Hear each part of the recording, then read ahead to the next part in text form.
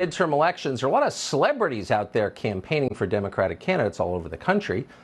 You probably saw them, actors, singers, TikTok personalities, all doing their part for the Democratic Party. You probably weren't surprised by this. It's normal. Pop culture figures always support Democrats. Every single one of them. But have you ever wondered why all of these supposedly creative people reach exactly the same conclusion every time? They're all on the same page. How could that happen? It's an interesting question. We don't know the answer, but you should consider what happened when one of the most famous singers in the world broke with the herd.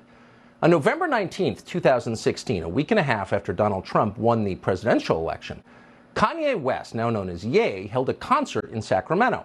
Most people in the audience were, of course, young people and presumably Hillary Clinton voters and presumably deeply disappointed by her loss a week and a half before.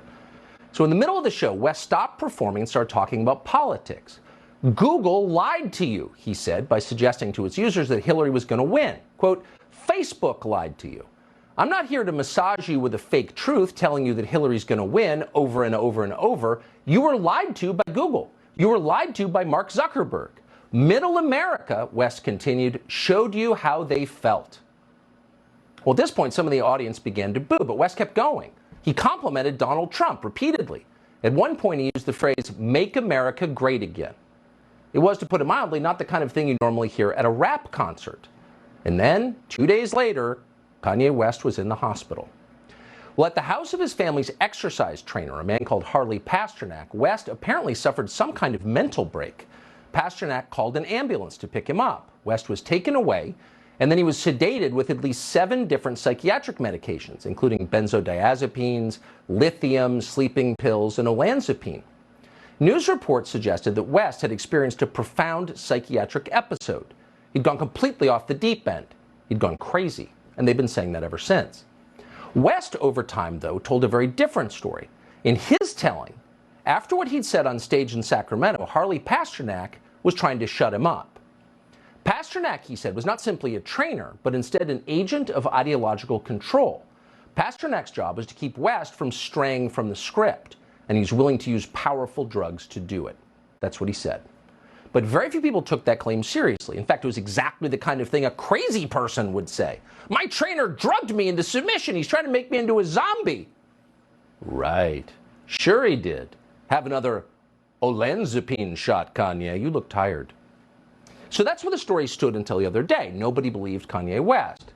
Then West posted something remarkable on Twitter, which for some reason virtually all of American media ignored, which is odd because media outlets are not usually in the business of ignoring remarkable things, but they did. And what he posted was a picture of a text exchange that he had had with Harley Pasternak. Pasternak was explaining that West had better stop saying, quote, crazy stuff. In other words, he'd better get back on script, or else he would be severely punished. Quote, second option, if you don't shut up, quote, I have you institutionalized again, where they medicate the crap out of you, and you go back to zombie land forever. Play date with the kids just won't be the same. End quote. Try if you can to imagine a more sinister threat than that, a more chilling threat than that. Do what I say or I will turn your brain to mush. I will destroy your relationship with your own children. I will send you back to, quote, zombie land forever. Effectively, I'll kill you. Now, keep in mind, this is from West's, quote, trainer, not his physician. This is the guy he'd hired to help him do squats. A trainer? Really? Do they talk like that at your gym? Probably not. So what's going on here exactly? Well, according to his bio, Harley Pasternak, who is not denied writing these texts, once worked for the Canadian military, where he participated in experiments that measured the effect of various drugs on the human mind.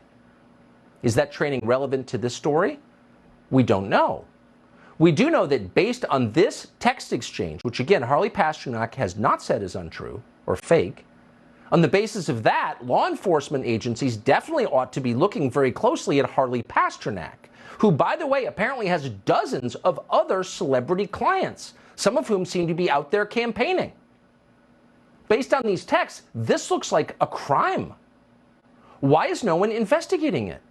The fact that no one is investigating it tells you a lot.